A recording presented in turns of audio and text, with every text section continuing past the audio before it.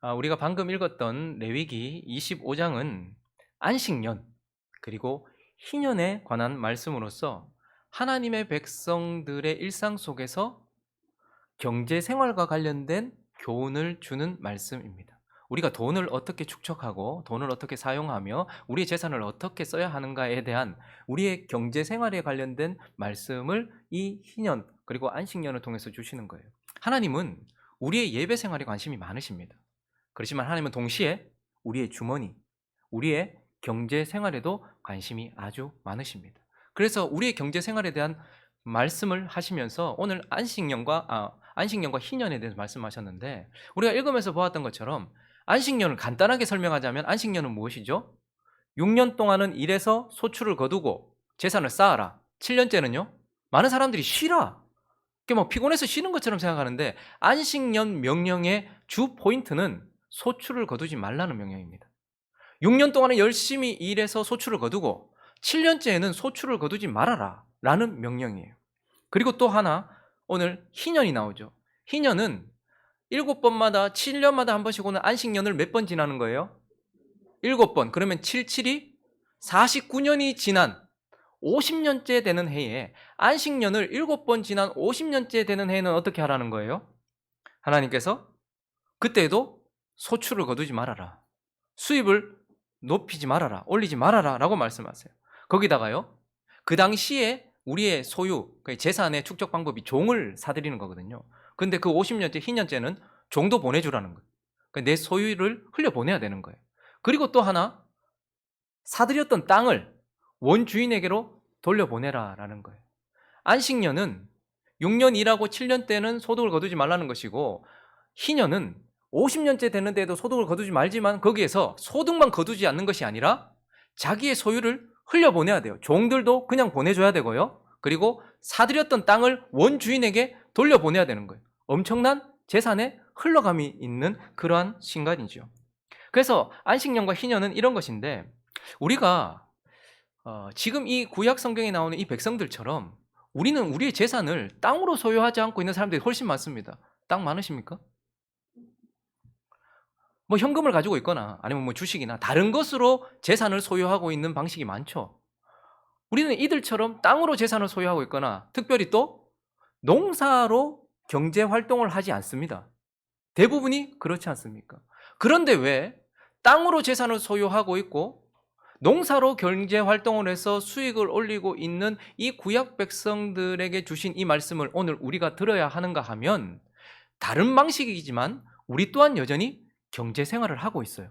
소득을 벌어들이고 있고 그것을 쌓고 있고 그것을 쓰고 있어요. 그래서 그들은 여기에 기록된 방식대로, 그럼 우리는요, 여기에 기록된 방식이 우리에게 알려주는 영적인 원리대로 똑같이 경제 생활을 해야 하기 때문에 하나님께서 오늘 우리에게 말씀해 주시고 있는 것입니다. 그러므로 오늘 우리가 이 안식년과 희년에 대한 말씀을 통하여서 우리의 경제 생활 가운데 하나님께서 이 명령이 도대체 무엇을 명령하려고 하시고 무엇을 깨닫게 하려고 하시는지, 그 교훈을 3가지로 나누어서 살펴보려고 합니다. 그 첫 번째는요, 안식년과 희년을 지키라는 그분의 말씀을 통해서 그분은 소유권이 하나님께 있음을 기억하라라는 것을 우리에게 말씀하고 있는 것입니다. 여러분, 자꾸 안식년 하니까 7년째 쉰다, 쉼에 자꾸 포인트를 주는데, 사실 안식년의 포인트는 쉼이 아니고요, 내 소유에 대해서 특별히 소득을 거두지 말라는 데 있는 거예요. 7년째 될 때는 소득을 거두지 말라라는 것이고, 희년째에도 소득을 거두지 말고 네가 쌓은 것 흘려보내서 리셋시키라는 그런 명령이에요. 그러니까 나의 소유에 대한 명령이라는 말입니다. 다시 한번 3절부터 한번 보시면요, 자, 너는 6년 동안 그 밭에 파종, 6년 동안 그 포도를 가꾸어서 소출을 거두라는 거예요. 얼마든지 거두어라. 열심히 일해서 많은 소득을 올려라. 자, 그런데요, 7째 해에는 어떻게 해요? 7째 해에는 내가 쉬는 게 포인트가 아니고요, 땅을 쉬게 하라는 거예요. 그죠? 그러니까 소출 거두지 말라는 거예요. 지금으로 말하면 뭐 주식을 투자할 수도 있는 것이고 여러 가지 뭐 장사를 할 수도 있겠죠. 그런데 내가 쉬는 게 포인트가 아니고 소출을 거두는 방식을 멈추라는 거예요. 땅이 쉬게 안식할지니 여호와께 대한 안식일이라 너는 그 밭에 파종하거나 포도는 가꾸지 말아라 라고 말하면서 이 안식일은 7년째에 땅을 쉬게 하여서 소득을 거두지 않게 하는 것입니다. 그리고요, 5절부터 보시면 네가 거둔 후에 자라난 것을 거두지 마. 그러니까 7년째에는 파종도 하지 말고 가꾸지도 말라고 하잖아요. 그런데 밭에 파종 안 하고 가꾸지 않는다고 아예 없습니까? 아니면 저절로 나는 것들이 있습니까? 있겠죠? 그런데 가꾸지 않은 포도나무나 맺은 열매를 거두지 말라. 이 말은 그걸 네 소유라고 주장하지 말라는 거예요. 저절로 난 것들을. 그래서 이것들을 어떻게 쓰라고 하냐면 6절에 보니까요, 안식년의 소출은 먹을 수는 있다. 그런데 너와 니도 먹을 수 있다. 근데 네 거라고 주장하면서 거두지 말고 그것을 너뿐만 아니라 네 남종, 여종, 품꾼, 거류민, 나그네들, 거기다가요 7절에 보니까 가축에다가 또 어디까지? 나하고 상관없는 들짐승까지. 그러니까 7년째에는 네 밭에서 소출을 거두지 마라. 수입하지 마라. 그리고 또 하나는요, 거기서 저절로 난 수입들이 있지, 그거 거두거나 네 거라고 주장하지 말고 다른 사람들한테 흘려보내라. 이런 명령인 거예요. 쉽습니까? 어렵습니까? 마음이 확 상합니까? 50년째, 희년은 더합니다. 50년째를 보시면요, 11절 보시면 50년째는 또 희년, 기쁨에 해다라는 거예요. 그래서 너희는 또 똑같이 뭐래요? 파종하지도 말고 스스로 난 것을 거두지도 말고 가꾸지도 않고 포도를 거두지 마라. 여기 또 수입을 올리지 말라는 거예요. 경제활동 멈추는 거예요. 희년. 근데 희년은 더 무서워요. 10절을 보시면요, 너희는 50년째 해를 거룩하게 하여 그 땅에 있는 모든 주민을 위하여 자유를 공포해라. 여러분, 그 당시에는 노예 제도가 있었던 것이 아니라 자기 자신이 먹고 살기 위해서 구휼 제도로서 노예로 사들인 것이 아니라 내가 이제 더 이상 먹고 살 게 없어요. 그럼 어떻게 해요? 돈 있는 집에 가서 거기서 같이 기거하면서 거기서 일을 해주면서 품삯을 받으면서 살았던 거예요. 그러니까 어쨌든 그 집의 종이죠. 종으로 자신을 팔았어요. 그리고 수입이 있는 사람은 종으로 자기의 수입으로 얻었겠죠. 그런데 그때 어떻게 하라고 말합니까? 너희에게 희년이니 너희는 각각 자기의 소유지로 돌아가며 각각 자기의 가족에게로 돌아가라는 말은 종을 소유하고 있는 그 당시의 재산에 소유하는 여러 가지 방식 중에 하나가 종으로서 재산을 가지고 있는 거예요. 우리가 뭐 주식으로서 뭐 이렇게 가지고 있는 것처럼. 근데 그 종은 어쨌든 내 소유잖아요. 내 기업이란 말입니다. 근데 그걸 어떻게 하래요? 보내주라는 거예요. 원래로 보내주라는 거예요. 그것만 있는 것이 아니고 28절을 보시면요, 그러나 자기가 물을 힘이 없으면 그 판 것이 희년에 이르기까지 산자의 손에 있다. 그러니까 누군가가 땅을 샀어요. 누군가가 너무 살기가 어렵다 보니까 내가 먹고 살기 위해서 팔면 안 되는데 내 땅을 팔았단 말입니다. 그래서 내가 땅을 소유하고 있어요. 근데 희년이 됐어요. 그러면 어떻게 해요? 희년 되기 전까지는 산 사람의 소유예요. 그런데 희년이 이르러 돌아오면 어떻게 하라는 거예요? 이 땅, 내가 샀던 땅을 어떻게 해요? 원주인에게 돌려보내라라는 거예요. 여러분, 지금 하나님께서 우리의 소유에 대해서 강한 명령을 내리고 있습니다. 6년 동안만 일하고 7년째는 소출을 거두지 말아라. 그리고 그때 얻어지는 수입은 네 거라고 말하지 말아라. 그리고 50년째 소출을 거두지 말아라.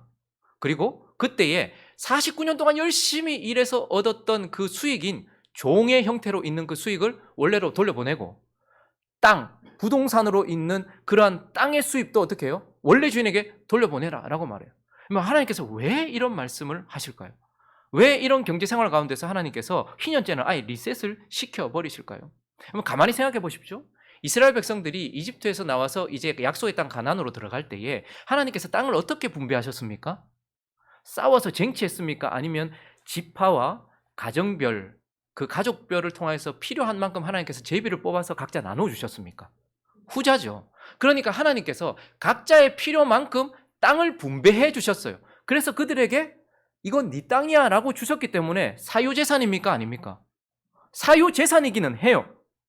그런데 하나님께서 우리에게 주신 모든 것들이, 우리는 공산주의가 아닙니다. 내 거 아무것도 없거나 다 공동 거다 이런 것이 아니고 각자가 소유하고 있는 사유재산이에요. 그렇지만 하나님께서 23절 이 명령을 통해서 너가 잊지 말아야 된다라고 말씀하시면서 23절 읽어봅니다. 시작. 토지를 영구히 팔지 말 것은 토지는 다 내 것임이니라. 너희는 거류민이요 동거하는 자로서 나와 함께 있느니라. 하나님께서 제비를 뽑아서 나한테 이 땅을 주셨고 저 사람한테는 저 땅을 주셨어요. 그래서 그건 영원히 그들의 땅이라고 사유라고 해요. 그런데 하나님 뭐라고 말씀하시냐면 영구히 파지 말아라. 왜냐하면 토지는 다 내가 니한테 줬지만 그건 여전히 누구 거다? 내 거다. 그리고 너희는 거류민이요 잠깐 있다가 마는 나그네로서 너 쓰고 그 다음에 너 자손들이 쓰도록 하는 것이지, 그렇기 때문에 사유적으로 가지고 있지만 그러나 원주인은 누구라는 거예요? 하나님이라는 거예요. 그러므로 너는 네가 가지고 있는 모든 소유가 네 손에 올 때에 너를 위하여 내가 준 것을 기억해라. 그렇지만 그것의 원주인은 나기 때문에 그 땅에 대하여서 하나님께서 어떻게 쓰라라는 말씀과 그리고 이 소유에 대해서 하나님께서 어떻게 쌓고 어떻게 하라라는 명령을 통하여서 내가 가지고 있는 모든 소유가 다 누구 거다? 결국은 하나님 거라는 것을 잊지 않도록 하시는 것입니다. 여러분, 사람이 참 희한해요.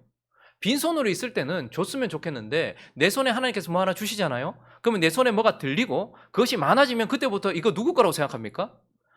처음에는 하나님이 내게 주신 은혜야 라고 말해요. 근데 1년만 지나면요, 1년까지 갈까요? 내게 들어오는 순간부터 이거 내 거야 라고 생각해요. 그래서 하나님께서 하나님이 주신 것을 가지고 하나님이 7년째는 소득 거두지 말아라.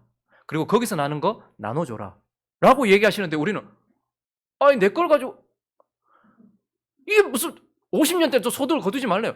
장사 잘 되고 있는데 지금 한 해 쉬면 어떡하란 말이냐. 그런데 그게 또다시 지금까지 내가 열심히 일해가지고 종의 형태로 소득을 이만큼 가지고 있는데 돌려보내래.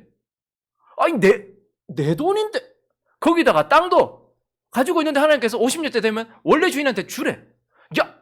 야 이런 생각이 드는 거예요. 여러분, 며칠 전에 우리 집에 이제 서울에 있는 이제 처남이 왔는데 처남의 애들이 이제 좀 어려요. 어리니까 이제 집에 오면 저지를 많이 하잖아요. 근데 처남이 레고를 좋아해서 우리 주아가 또 레고를 되게 좋아하거든요.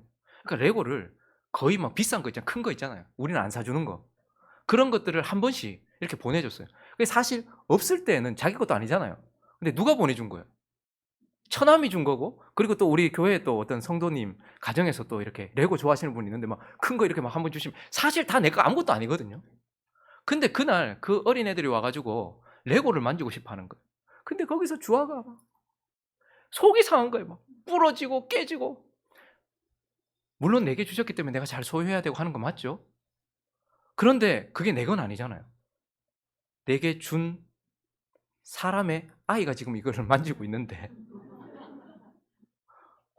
원주인의 자식이 강하게 그걸 소유권을 주장하면서 만지고 있는데 속이 상하는 거예요. 그럴 수 있죠. 그러나 하나님 뭐라고 말씀하십니까? 내가 수고해가지고 지금 돈 이만큼 거두었는데 내가 소유 이만큼 가지고 있는데 근데 이걸 이렇게 쓰라 저렇게 쓰라 말씀하실 때 갑자기 내 마음속에서 왜? 라는 마음이 생겨요. 하나님 말씀하십니다. 토지는 영구히 내 것이고 네가 가지고 있는 소유 전부는 다 내 것이다 라고 말씀하세요. 안식일을 지키라, 7일의 하루를 떼어서 안식일을 지키라라는 명령을 하실 때 하나님은 너희 피곤하니까 쉬라고 하시는 것이 아니라 너희가 안식일을 지켜야 하는 이유는 내가 너희가 종되었던 곳에서 끄집어낸 나는 너희의 하나님, 너희의 주인이기 때문이다라고 말해요. 그래서 우리가 7일을 보내면서 7일 중에 하루를 빼어서 안식일을 지키고 주일을 지키는 것은 내 자신이 누구 거라는 거예요. 하나님 거라는 걸 인정하고 드러내는 표현이에요. 그런데요, 안식년은요, 6년 동안 일하고 6일 동안 일하고 하루를 빼어서 하나님 앞에 설 때 우리는 내 자신이 하나님 겁니다 라는 것을 보여주는 거예요. 그런데요, 6년 동안 일하고 1년을 안식년을 보낼 때는 또 무엇을 주장하는 거예요? 뭘 보여주는 거예요? 내 것만 하나님 것이 아니고 나만 하나님 것이 아니고 내가 가지고 있는 소유도 하나님의 겁니다. 그리고 안식년을 7번 보내고 50년째 희년을 보낼 때에도 나만 하나님 것이 아니고 내가 가지고 있는 소유까지도 다 하나님의 것입니다라는 것을 표현하고 있는 것입니다. 그러므로 기억하십시오. 하나님이 내 소유에 대해서 뭐라 할 권한이 없다라고 생각하시면 안 됩니다. 그들에게 안식년과 희년 제도를 주시면서 너희 기억해라. 너희 전부가 내 것이지만 너희의 소유도 내 것이다 라는 것을 기억하게 하시려고 이 제도를 주셨다라는 것입니다. 그리고 또 하나, 이 안식년 제도와 희년 제도를 통해서 하나님께서 우리에게 하시는 두 번째 교훈은 안전이 하나님께 있음을 기억하라는 것. 내 삶의 안전함이, 내 삶의 그 생사가 하나님께 있다는 것을 기억하게 하려고 하시는 것입니다. 여러분, 하나님께서 지금 하신 명령이 쉬운 일 아니잖아요. 입장 바꿔놓고 장사하는데 만약에 1년 쉬라, 6년 동안 일했는데 1년 쉬라, 뭐 이런 얘기를 한다. 이거 쉬운 명령 아니잖아요. 내가 또 이 땅 내가 이거 한다고 얼마나 고생, 49년이면 내 평생 청춘 다 바쳤는데 근데 50년 때 이거 남 주려고 내가 이렇게 했나? 이런 생각 들 수 있잖아요.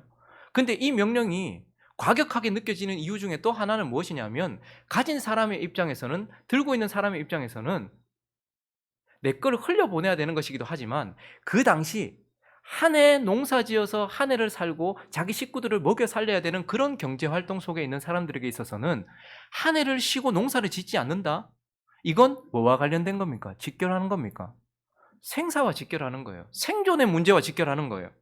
3절을 다시 한번 보십시오. 6년 동안 그 밭에 파종함. 여러분, 하나님께서 가족에 맞추어서 지금 땅을 주셨잖아요. 그러니까 그 당시에는요, 뭐 쌓아 놓을 수 있는 어떤 그런 것도 없고 내가 그 해에 소출한 것을 가지고 그 해 먹고 사는 거예요. 그런데 6년 동안 그 밭에서 파종하여서 6년 동안 그 포도를 가꾸어서 소출을 얻어서 6년째 내가 살아요. 6년째 그거 가지고 살잖아요. 그런데 4절을 보니까 7째 해는 그 땅 쉬게 해서 너 소득 거두지 말아라. 밭에 파종하지도 말고 포도는 가꾸지 말아라. 이렇게 말한다면 그러면 7년째는 뭐 먹고 살아요?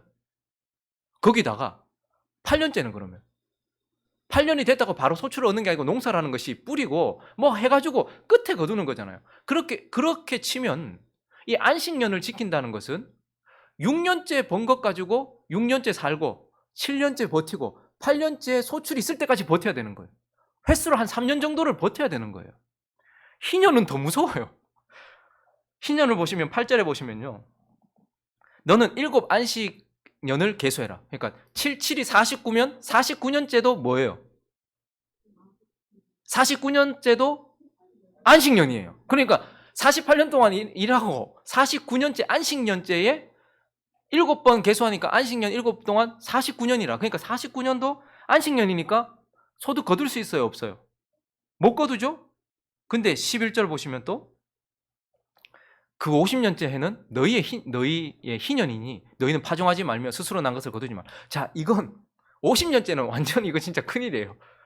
49년째도 소득 거두지 말라 했으니까 48년째 거둔 소득 가지고서 그 해 먹고 49년째 버텨야 되고 50년째도 희년이니까 버텨야 되고 51년째 되면 또 농사 짓고 거둘 때까지 또 버텨야 돼. 그러니까 거의 한 4년 가까운 시간을.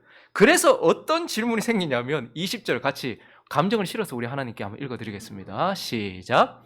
만일 너희가 말하기를 우리가 만일 7째 해에 심지도 못하고 소출을 거두지도 못하면 우리가 무엇을 먹으리요? 하겠으나 하나님 벌써 알고 계세요. 아니 주여, 아니 명령이니까 지켜야 되겠는데, 아니 생각을 해보십시오. 한 해 벌어서 한 해 먹고 살고 하루 벌어서 하루 사는 사람인데, 근데 6년째 하고 7년째 안 하면 7년째 8년째는 왜 살면 내 처자식은 어떡하고, 49년째 놀고 50년째 놀면 내 처자식은 어떡합니까? 우리가 뭐 먹고 삽니까? 이런 생각이 드는 것이죠. 그러니까 내 생존이 보장받지 못합니다. 안전하지 못합니다. 내 자식과 내 가정이 안전하지 못합니다. 라는 표출인 거예요. 근데 하나님께서 뭐라고 말씀하시는가? 18절, 19절 있습니다. 시작. 너희는 내 규례를 행하여 내 법도를 지켜 행하라. 그리하면 너희가 그 땅에 안전하게 거주할 것이라. 땅은 그것의 열매를 내리니 너희가 배불리 먹고 거기 안전하게 거주하라. 기억해라. 너희가 6년 동안 열심히 일해서 얻었던 소출이 너희에게 안전을 주고 보장을 주는 것이 아니라 6년 동안 일하고 한 해를 쉬어라, 49년 동안 일하고 50년째도 쉬어라라고 말하는 하나님의 말씀과 그 법도대로 살아서 그 하나님이 너희에게 소출을 주었고 그 하나님이 너희를 살게 했다라는 것을 기억하라는 거예요. 우리가 거두어 놓은, 그리고 우리가 쌓아 놓은, 우리가 가지고 있는 이 재물과 이 재산이 나를 안전하게 해주고 나를 살게 한다라고 생각을 해요. 그래서 그거 거두지 못하면 우리 어떡하란 말입니까? 라고 말할지 모르지만 그걸 거두게 하셔서 너희를 살게 하신 분이 하나님이다. 그 소출을 통해서 너희를 살게 한 게 하나님이다. 그러므로 너희의 열심과 노력과 너희가 쌓아놓은 재물이 너희를 안전하게 하는 것이 아니라 그렇게 할 수 있도록 하신 하나님이 너희에게 안전이다라고 말씀하시는 거예요. 그래서 하나님께서 이렇게 말씀하십니다. 21절과 22절도 읽어봅니다. 믿음으로 읽으십시다. 시작. 내가 명령하여 6째 해에 내 복을 너희에게 주어 그 소출이 3년 동안 쓰기에 족하게 하리라. 너희가 8째 해에는 묵은 소출을 먹을 것이며 9째 해에 그 땅에 소출이 들어오기까지 너희가 묵은 것을 먹으리라. 오늘 주아가 이렇게 묻더라고요. 그 상하지 않아요? 하나님께서 어떻게든 하시겠죠. 묵은 것을 먹겠다 하시니까 어떻게든 하시겠죠. 하나님이 우리에게 뭐라고 말씀하시는 겁니까? 그 어려운 말씀을 하시면서 지금 이 말씀을 통해서 하나님이 안식년과 희년은 예수 그리스도로 인하여서 완전히 어떻게 되었습니까? 성취되었죠. 그래서 이걸 문자적으로 지키라는 그런 부담을 우리에게 주시는 것이 아니라 그 법 안에 들어있는 그 원리를 우리에게 심어주기를 원하시는 거예요. 그래서 우리도 이렇게 생각합니다. 내가 오늘 벌지 않으면 내 안전은 어떻게 되고 내 노후는 어떻게 되는데, 그렇게 생각을 해요. 그러나 하나님이 이것을 벌 수 있도록 쌓아놓은 것을 가지고 나를 안전하게 하셨다면, 내가 벌지 않고 하나님의 말씀에 순종해도 하나님이 어떻게든지 우리를 어떻게 하신다는 거예요? 보호해 주시고 인정해 주신다라고 말씀하시는 거예요. 저는 이걸 문자 그대로 믿습니다. 우리 교회가 세워질 때에 목사가 65년에 은퇴하고 그 다음에 원로 제도를 없앴습니다. 이제 65년 지나도 아무것도 없는 거예요. 원로 제도가 있으면 은퇴를 해도 이렇게 사례도 좀 받고 이렇게 하잖아요. 나는 이제 아무것도 없는 거야. 주여, 이 20절처럼 만일 일곱째에 심지도 않고 소출을 거두지도 않으면 나는 무엇으로 먹고 사니까. 근데 저는 믿습니다. 지금은 행복한 우리 교회에서 나오는 사례를 통해서 하나님께서 저를 안전하게 지키고 계시고, 그때에는 그때에 맞게끔 하나님께서 안전하게 지키실 줄로 믿습니다. 저만 지킵니까? 여러분들을 그렇게 지킬 겁니다. 그래서 하나님은 이 말씀을 통하여서 소유 전체가 내 것이고, 그리고 너의 안전은 내게 달려있다라는 것을 말씀하려고 하시는 것입니다. 한 가지만 더 살펴볼까요? 그리고 이 안식년과 희년을 통해서 하나님께서 말씀하시는 또 한 가지는 소망이 하나님께 있음을 기억하라는 거예요. 여러분, 이스라엘 백성들에게 있어서 하나님께서 약속의 땅에 들어갈 때에 땅으로 재산을 분배해 줬죠. 가족에 맞게끔 지파를 따라서 또 가문을 따라서 그다음에 그 가족에 맞게끔 그 땅을 줬어요. 그래서 땅은 영원히 그 사람들의 기업이었고 그것을 통해서 살아야 했어요. 대대로 살아야 했어요. 자, 그런데 우리가 살아봐서 알지만 살다 보니까 내 소유나 내 재산을 내가 지키지 못할 때가 있습니다. 점점 안 되고 해서 가난해지고, 결국은 그래서 살기 위해서 내 땅을 팔아야 될 때가 오더라는 거예요. 그리고 땅을 팔아서 그거 가지고 근근히 또 좀 버텼는데 또 그 돈도 다 허비하게 되고, 이제 내가 정말 어쩌서 할 수 없어서 누군가에게 구휼 제도에 의하여서 좀 있는 집에 가서 내 좀 받아도 내가 너희 종처럼 일할게, 품꾼으로 일할게. 그래서 나를 팔아야 될 때도 있어요. 그래서 지금 이스라엘 백성들은요, 살다 보니까 땅도 잃어버렸고 자기의 지위도 잃어버렸어요. 품꾼이 되어버리고 종이 되는 때가 있더라는 말입니다. 그런데 오늘 그런 이스라엘 백성들 안에 있는 사회에 하나님께서 안식년 제도와 희년 제도를 두시면서 그러할 때에 하나님께서 무엇을 또 말씀하시는가 하면 24절을 보시면요, 너희 기업에 온 땅에서 그 토지 무르기를 허락한다. 희년 제도 안에 들어있는 것 중에 하나는 뭐냐면, 누군가가 자기가 가지고 있는 소유를 지키지 못해서 땅을 팔아버렸어요. 그리고요, 그 땅 판 값으로 살아가다가 그것도 지키지 못해서 나 자신도 팔아버렸어요. 종이 됐어요. 근데 그때에 하나님께서 어떤 제도를 주셨나 하면, 가장 가까운 형제나 친족이 이 사람이 잃어버린 모든 것들을 어떻게 해요? 이 사람이 대신 회복시켜 줄 수 있는 제도를 만들어 놨어요. 그래서 이걸 권리라고 말해요. 형제는 위급할 때를 위하여 나느니라. 하나님께서 그래서 여러분, 빚은 사람과 가정을 무너뜨립니다. 빚은 계속 쌓이거든요. 그래서 이 사회가 보면 빚이 가득한 사회잖아요. 다 사회가 지금 무너지고 있어요. 그런데 하나님께서는요, 만약에 네가 빚을 져서 네 삶이 무너졌다 싶으면 그때 하나님께서 뭘 만들어 놓으셨는가 하면, 하나님의 백성들은 가까이 있는 친족이 잃어버렸던 것을 다시 찾을 수 있도록, 기업을 물을 수 있도록 해줬단 말입니다. 그 대표적인 사람이 성경에 딱 한 사람 나와요. 누구죠? 보아스라는 사람입니다. 근데 이거 사실 쉬운 게 아니거든요. 왜냐하면 이 사람이 다 잃어버린 걸 내가 값을 지불해서 그냥 해줘야 되잖아요. 나옴이라는 여자가 다 정리하고 땅 다 팔고요, 다 정리하고 모압으로 갔어요. 근데 거기 가서 쫄딱 망했어요. 남편 죽었죠. 아들 둘 죽었죠. 과부 셋만 남았어요. 그래서 며느리 돌아가라고 했는데 하나는 돌아가고 하나는 안 돌아갔어요. 끝까지 나는 어머니 옆에 있을 겁니다. 뭐 이런 말도 안 되는, 이런 시어머니한테 이런 여자가 어디 있나 싶을 정도의 그런 얘기했던 룻.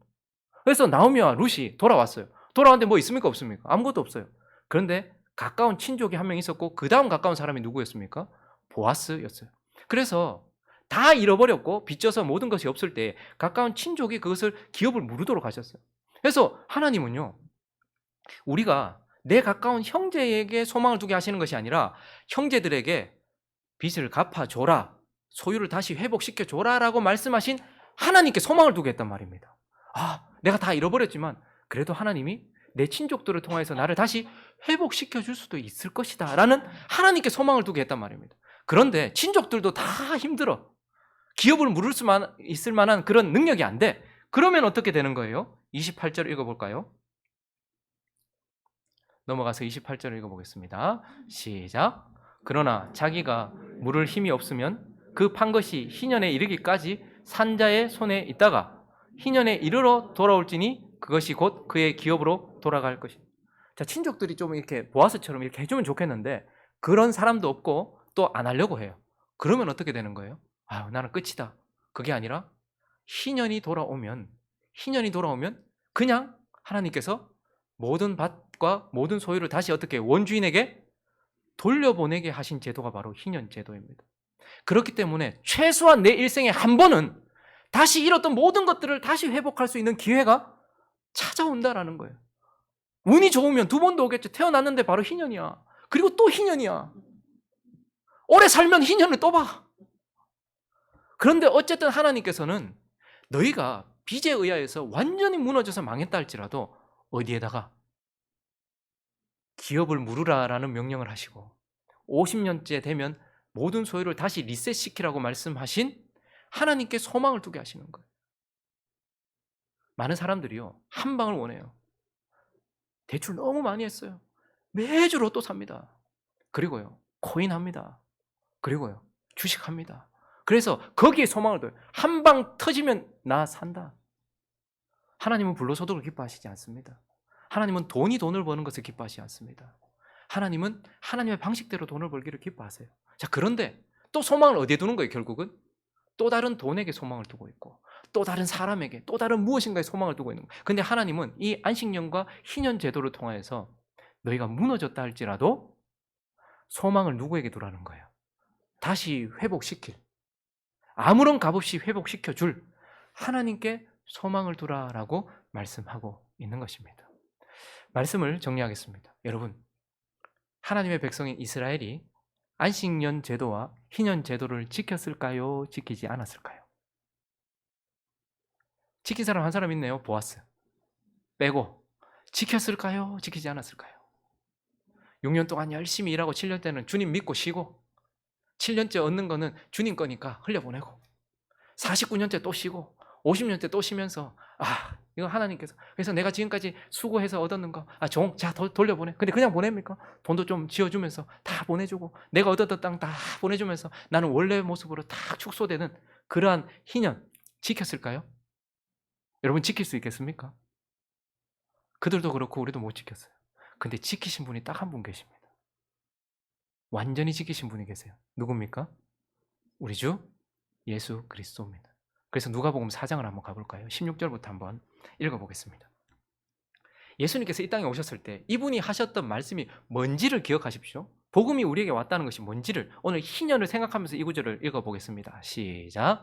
예수께서 그 자라나신 곳 나사렛에 이르사 안식일에 늘 하시던 대로 회당에 들어가사 성경을 읽으려고 서심해 선지자 이사야의 글을 들이거늘 책을 펴서 이렇게 기록된 데를 찾으시니 곧 주의 성령이 내게 임하셨으니 이는 가난한 자에게 복음을 전하게 하시려고 내게 기름을 부으시고 나를 보내사 포로된 자에게 자유를, 눈먼 자에게 다시 보게 함을 전파하며 눌린 자를 자유롭게 하고 주의 은혜의 해를 전파하게 하려 하심이라 하였더라.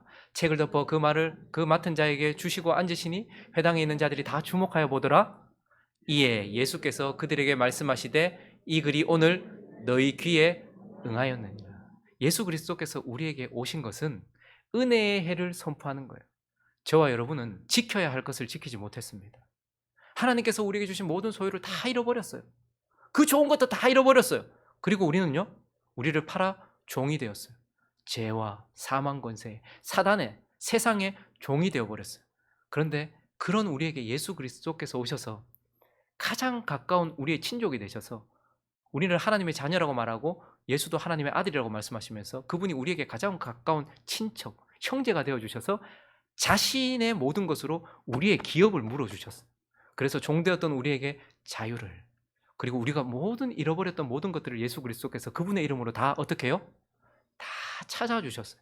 그래서 저와 여러분은 이미 이 안식년과 희년을 성취하신 예수 그리스도의 은혜로 지금 여기 서 있다는 것을 믿으시기 바랍니다. 우리가 모든 것들을 다 회복하여서 우리는 이미 예수 그리스도를 통하여서 희년을 경험하고 그 희년의 은혜가 우리에게 있다라는 거예요. 그래서요.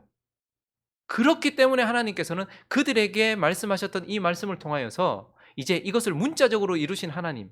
그래서 우리는 더 이상 안식년과 희년을 문자 그대로 지키지 않습니다.